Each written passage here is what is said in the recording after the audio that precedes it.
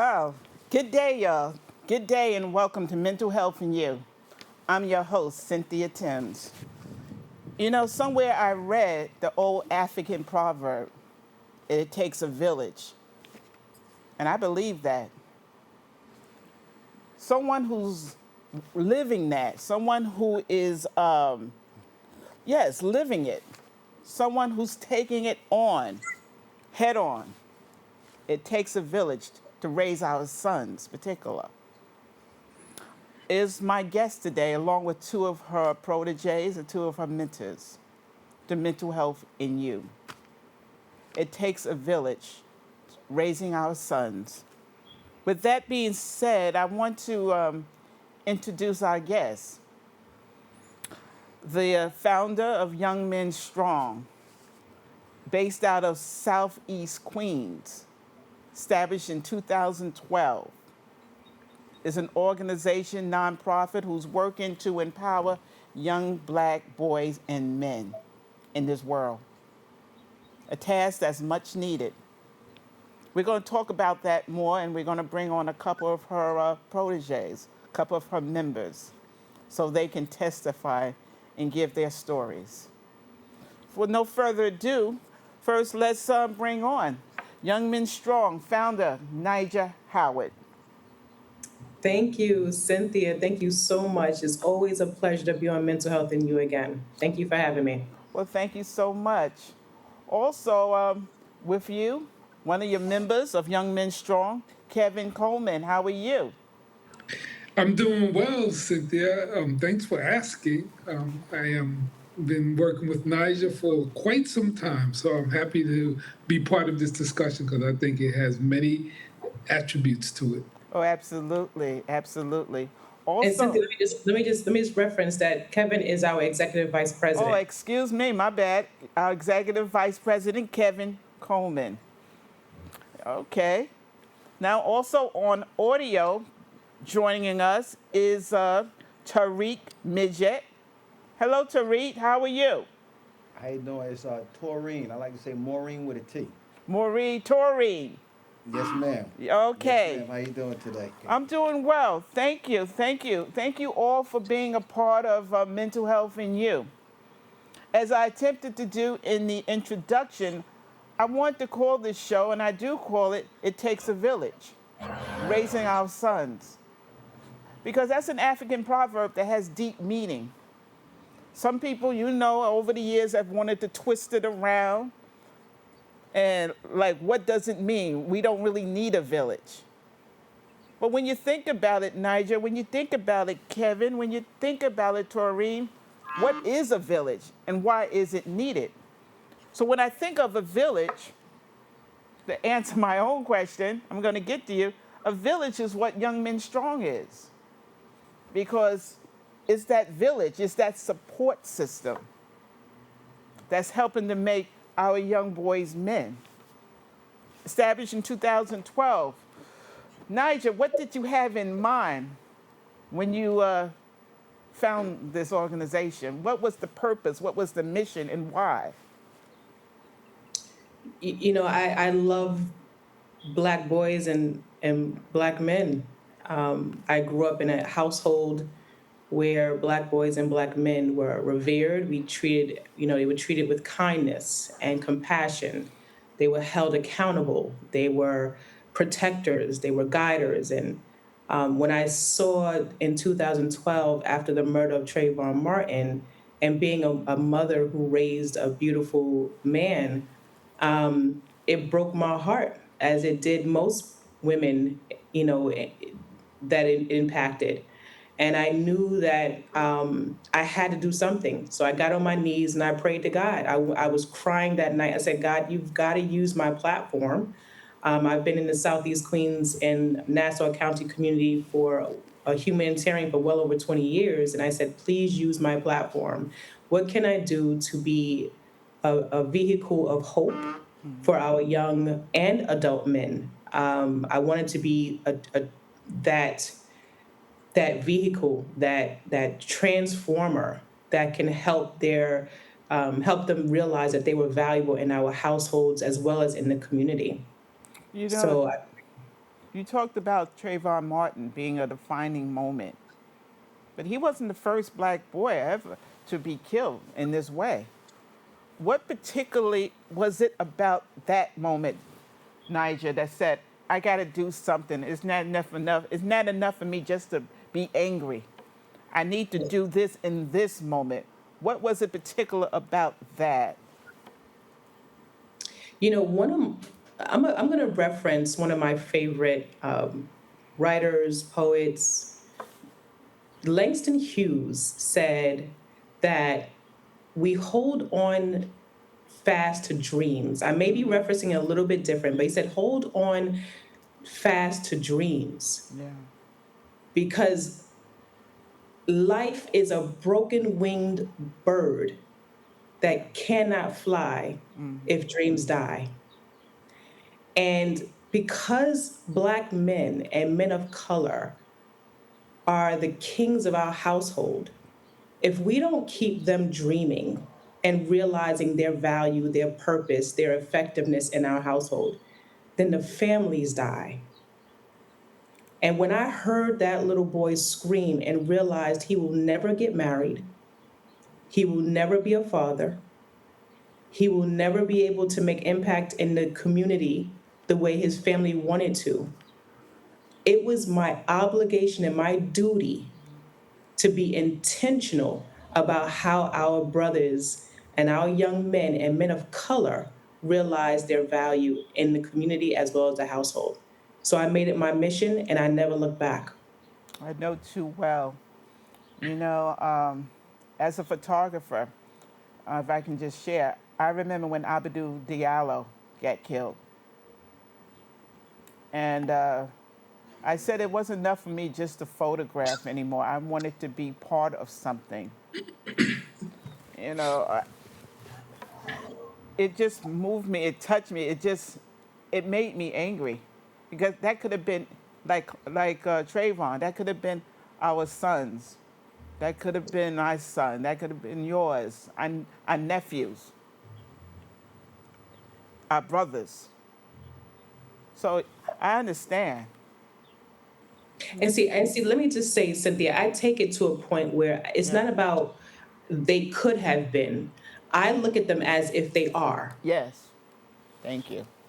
Thank you. You know, and you know, when we start to embody that level of compassion and empathy and protection of our culture, when we begin to embody that, then we will take it more serious when we have programs that are developing like Young Men Strong, or Boys and Girls Club, or any of these other programs out here that are really fighting hard to make change.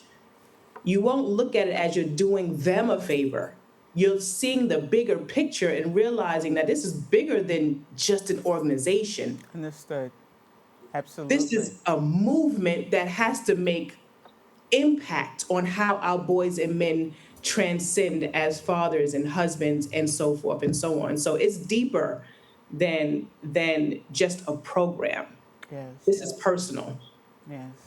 Speaking of such, Kevin, thank you for being a part of this ongoing experience of mental health in you. What brought you to Young Men Strong and why?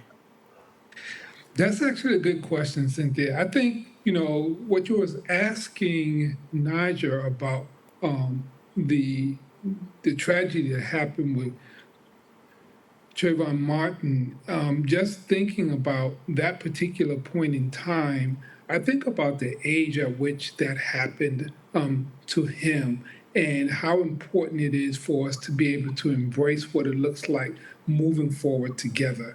You asked a question early on, or you referenced an African proverb about it takes a village. I think that I thought about another African proverb as well as you were mentioning that, and it says that if you want to go fast, go alone. But if you want to go far, go together.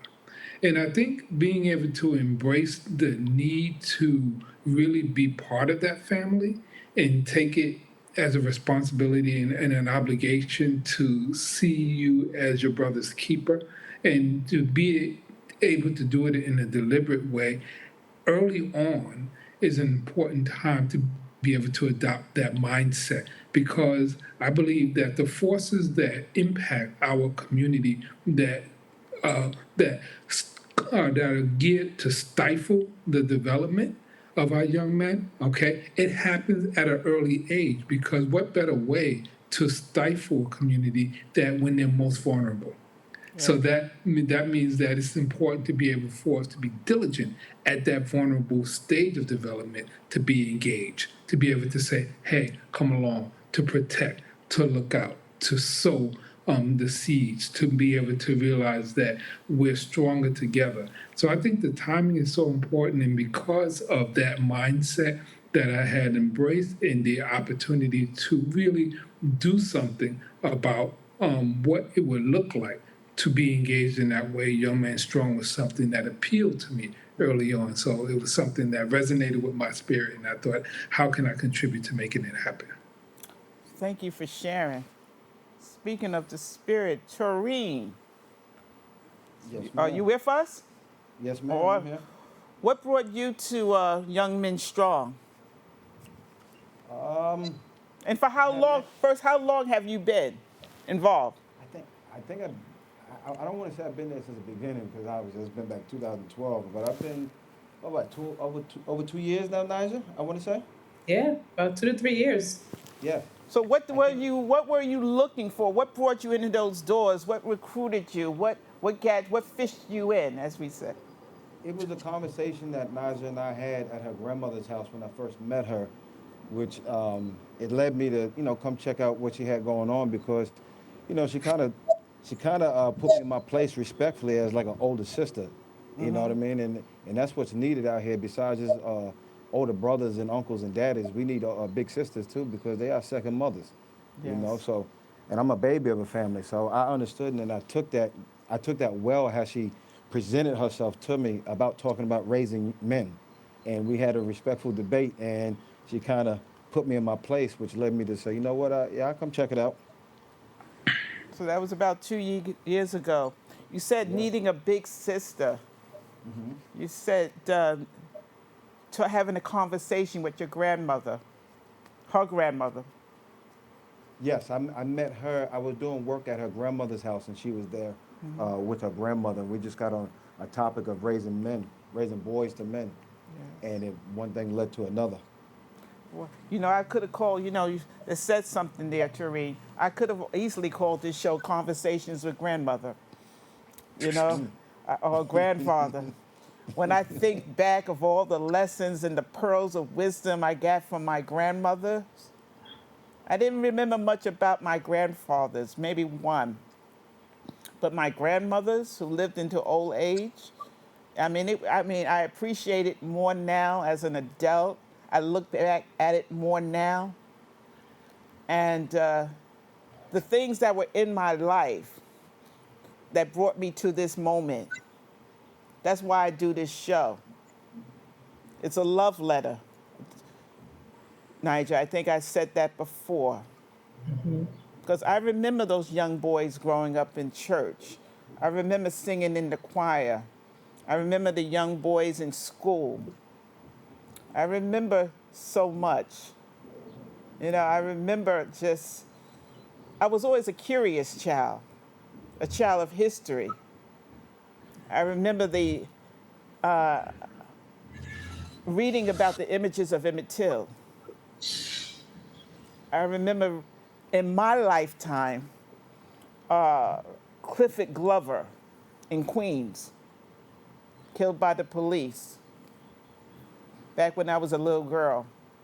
So those were, as I got older, all these images of young black boys being snuffed away. Even across the country, was it in St. Louis, East St. Louis, was it Michael Brown, y'all? Yeah, Michael Brown. Then you Left got in the, Tamir Rice. yes, just left in the street to rot like he wasn't nothing.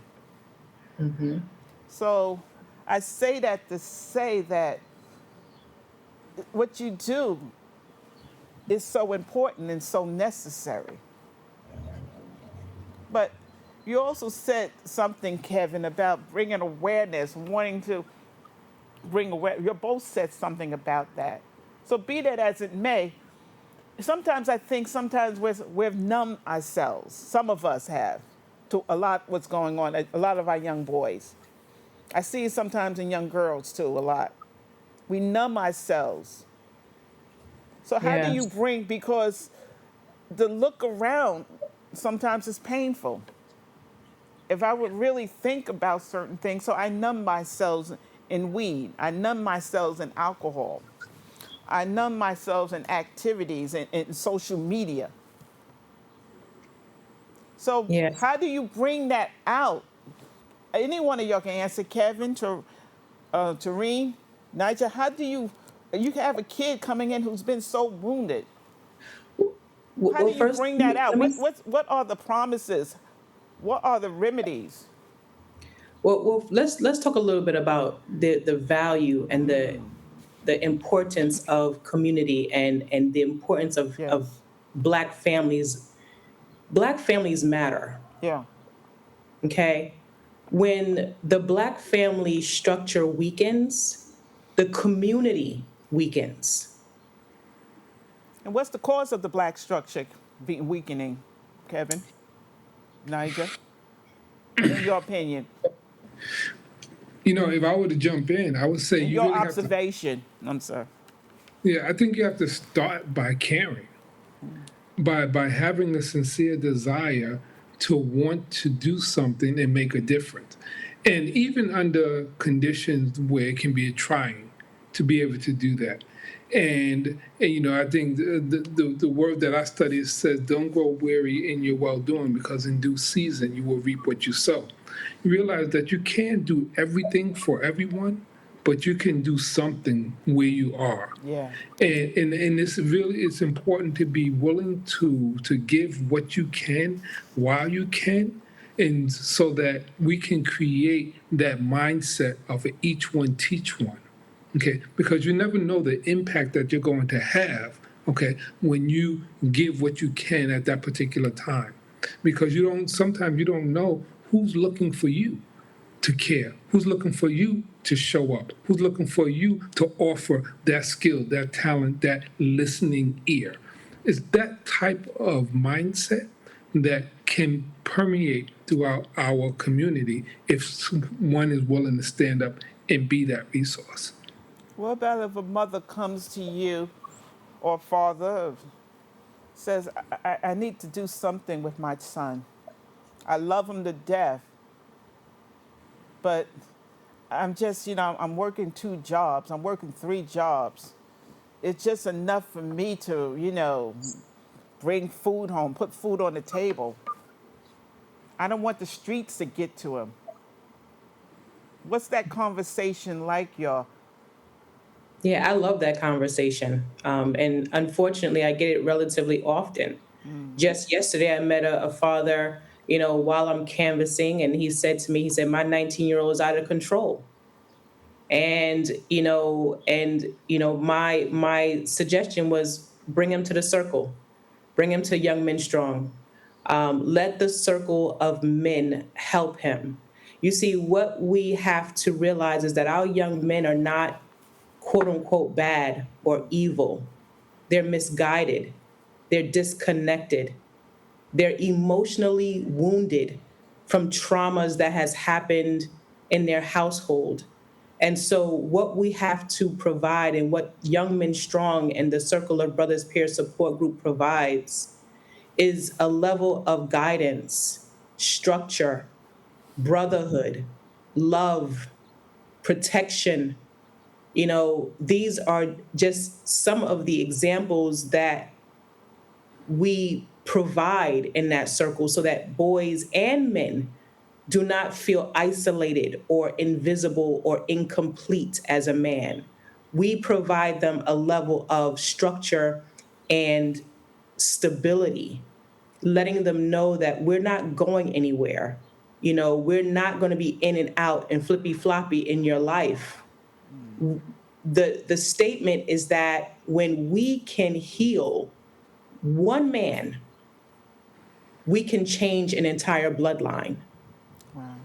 Taurean, how has your life changed? First, ask, what was you? It was you said you were looking for someone to talk to. You was you needed a big sister. What was going on in your life if you don't share that? Said what that said I needed somebody.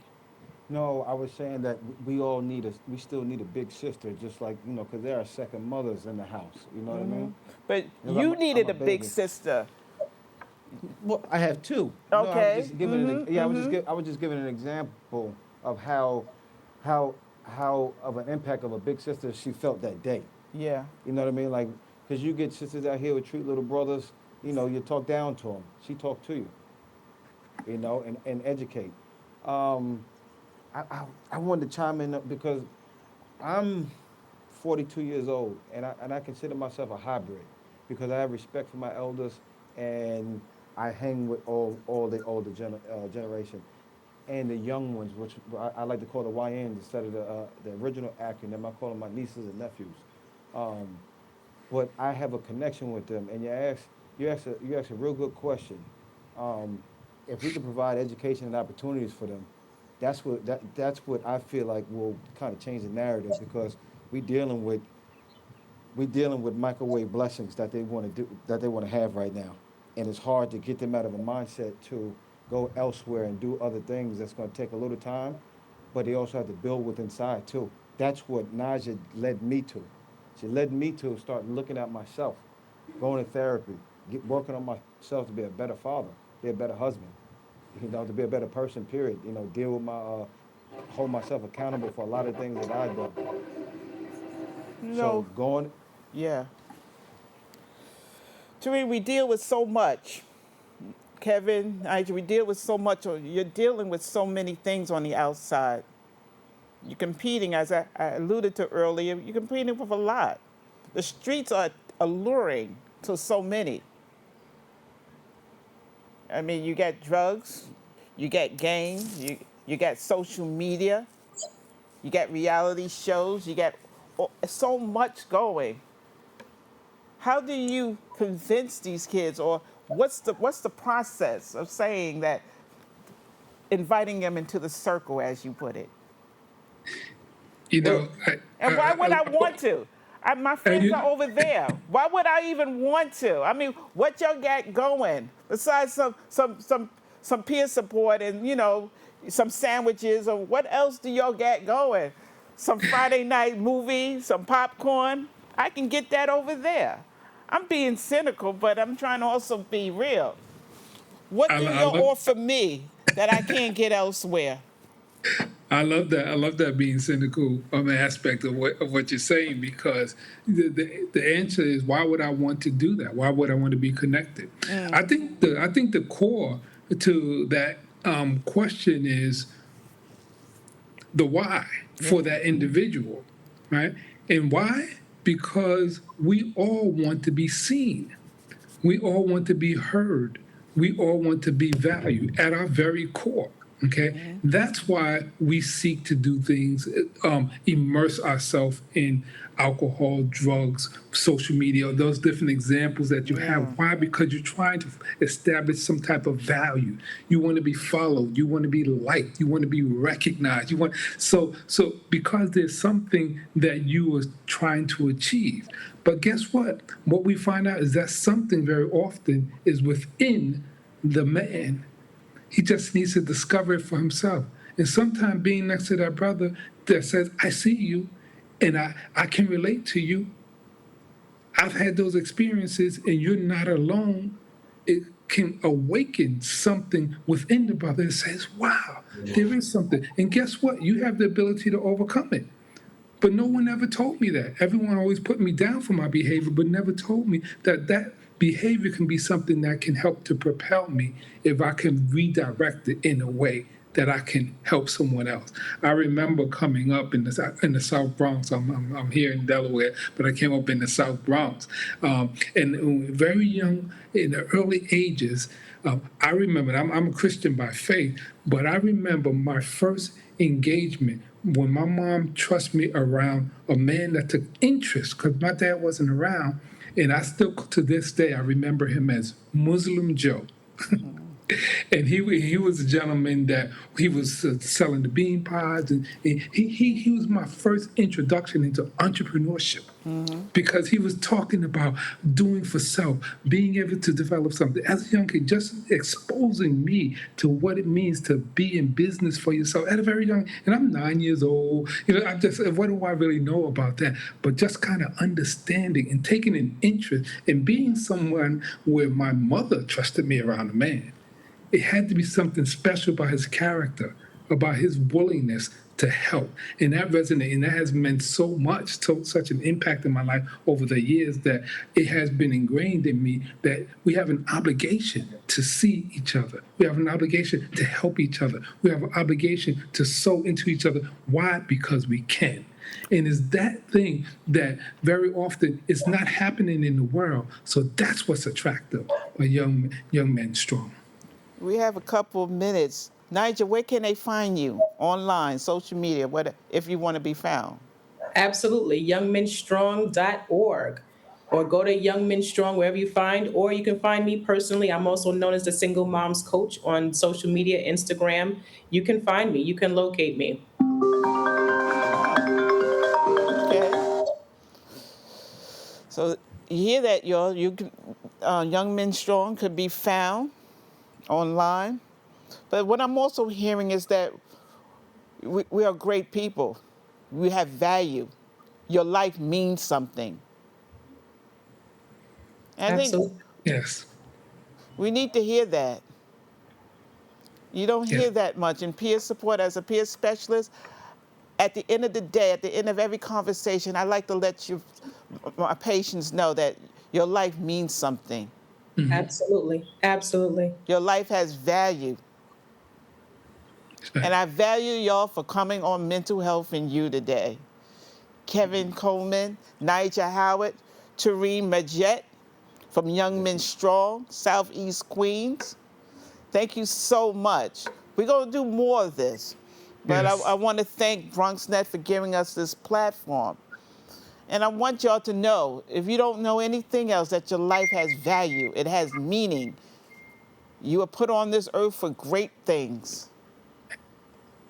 And there's people out there who care. Even when you didn't care for yourself, there's people out there who care and who love you, who want the best. So for Mental Health and You, thank you, beloved. Thank you so much. When I was growing up, my mom was extremely tidy. We were trained to put things back where we got them from. One day, when I walked into my mom's house, I felt like I walked to someone else's house. There was stuff everywhere. And just growing up the way I grew up, and to see this transition was very alarming. When Sean talked to me, it was a wake-up call, and that's when I went to the doctor.